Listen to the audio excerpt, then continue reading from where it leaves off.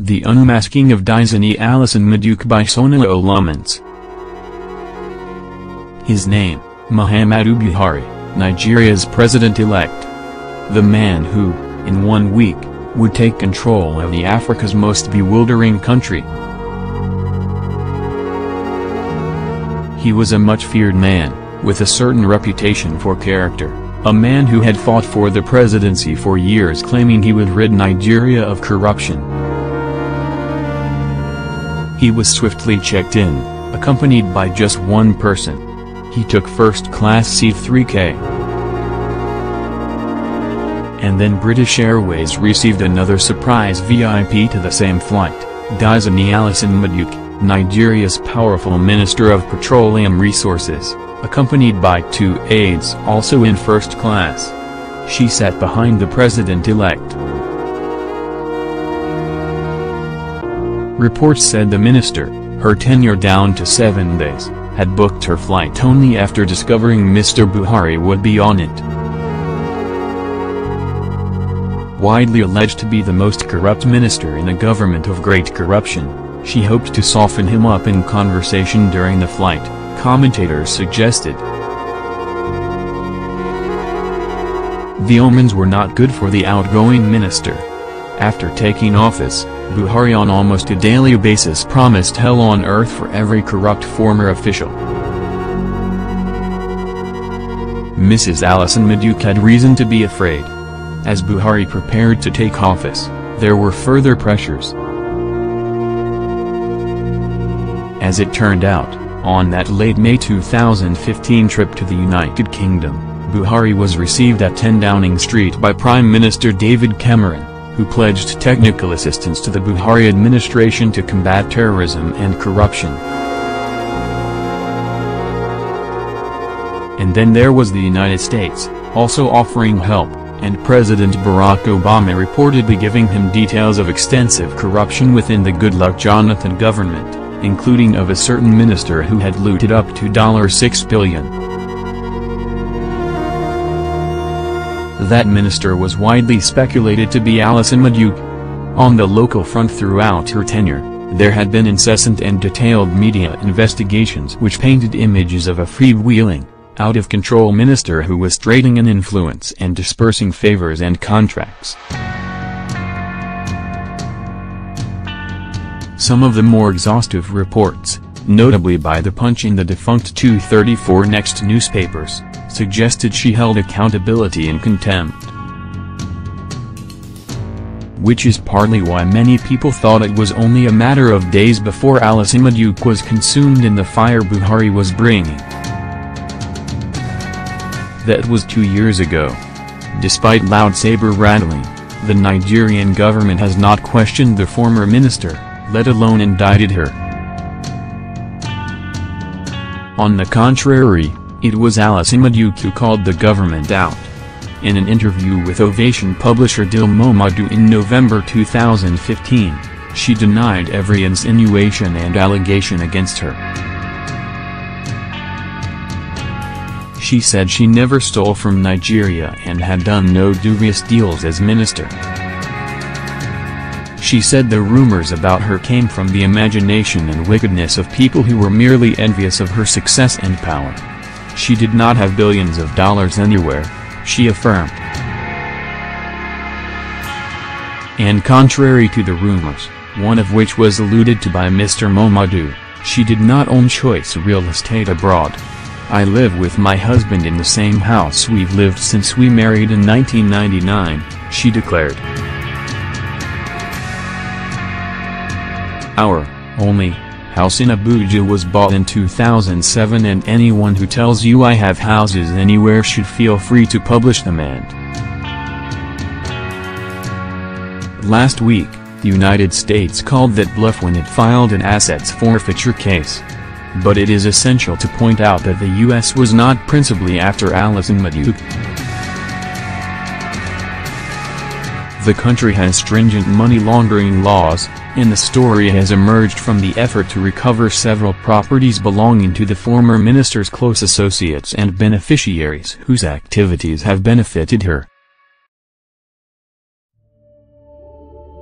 The law also frowns on the bribing of a foreign government official, in this case Alison-Madueke.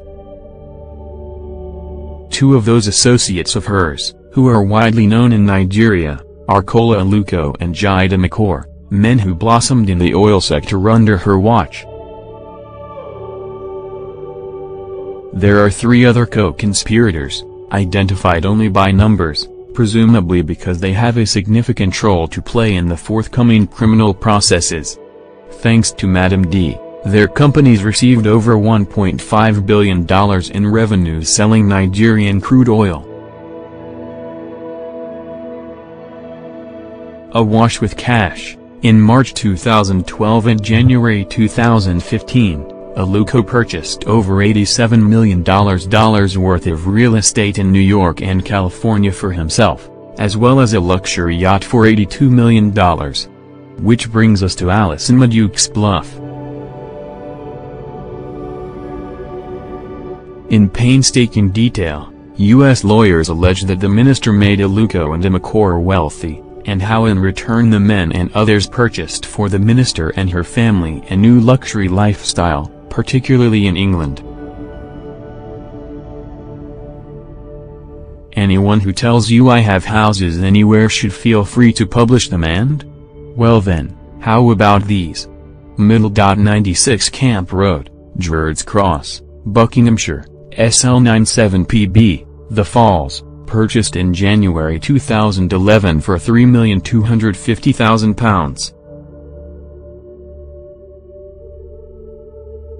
Middle. 39 Chester Close North, London NW14JE, purchased in March 2011 for £1,730,000. Middle. 58 Harley House, Marylebone Road, London NW15HL, purchased in March 2011 for £2,800,000. Middle. Flat 5 Park View, 8386 Prince Albert Road, London NW87RU, purchased in March 2011 for £3,750,000. Former Nigerian Minister of Petroleum Resources.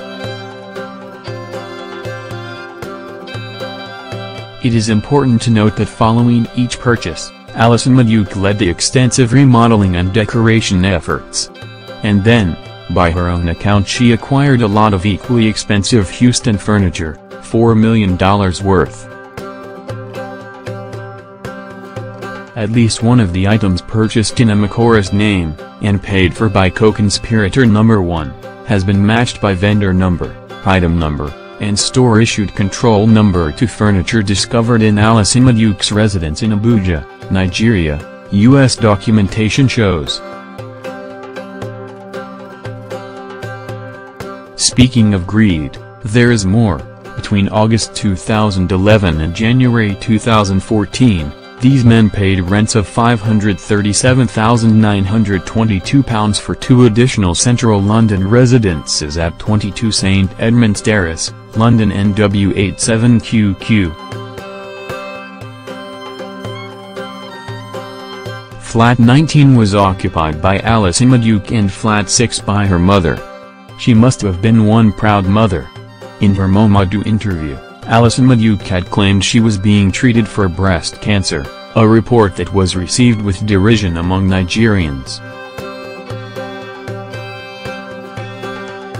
There were good grounds for the skepticism: her education in the US, her age, her NISC service, her work record in Nigeria, and her 2 ministerial chairs had all been riddled with credibility questions.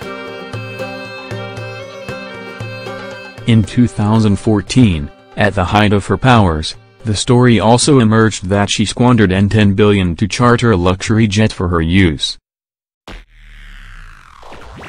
At the 2015 interview, and for someone said to be undergoing chemotherapy, she went to great trouble to meet her interviewer in various places in London, none as it turns out being any of at least 6 places she owns. While she looked sick in the pictures, there was really nothing a makeup artiste could not achieve. But even if she were sick, that would not detract from the issues that surround her. Since then, however, details have leaked of a bribery ring she ran in Nigeria to try to guarantee Mr. Jonathan's re-election in 2015. And just days ago, a court in Lagos ordered the confiscation of a massive $37.5 million Banana Island property she bought in 2013. In the end, this story is not really about Alison-Madueke, but about the poverty of Buhari's anti-corruption rhetoric.